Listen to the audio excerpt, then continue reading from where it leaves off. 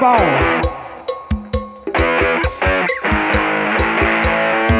แสงตะเวนเพิ่งจะโผล่พ้นขอบว่ามีเวลาให้คนเล่าอีกมากมายหาเซเว่นเก่ายังสู่ยังจุดหมายถึงเสียงเป็นเสียงตายก็น่าลองมองดูฟ้าคุ้งนกกาเที่ยวหากินไปยังเทียนแดนไกลสุดสายตาเกินย้ำเตือนว่าชีวิตล้วนเกิดมาแสวงหาต่อสู้และเล่นลุ้นโอ้ชีวิตเป็นอะไรตั้งเยอะมีเกิดแก่เจ็บตายคล้ายๆกันแต่สิ่งที่มีไม่เหมือนคือความฝันอยู่ที่ใครจะละมันให้อยู่มือคนเป็นคนยอมต่อคนโดยชั่วดีในศักดิ์ศรีมีทั้งจนและร่ำรวยเป็นความรักเป็นเรื่องราวอันสูญสวยความผิดหวังเป็นแค่เรื่องธรรมดาว่าบางคนนำบางหลักเห็นความหนักทำไปเดินควายคว้าของไฟฝัน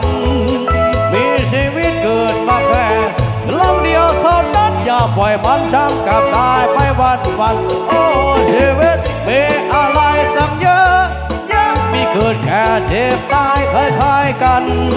แต่สิ่งที่มีไม่เหมือนคือความฝันอยู่ที่ใครจะละมันให้อยู่มือ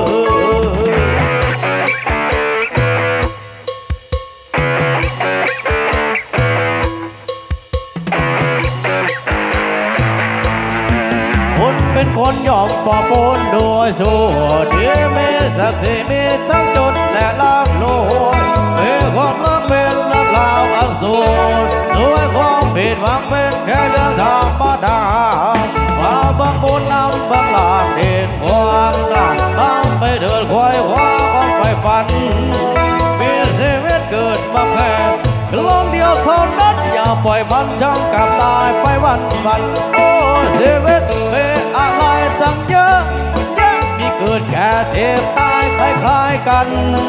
แต่สิ่งที่มีไม่เหมือนคือความฝันอยู่ที่ใครจะละมันให้อยู่มือ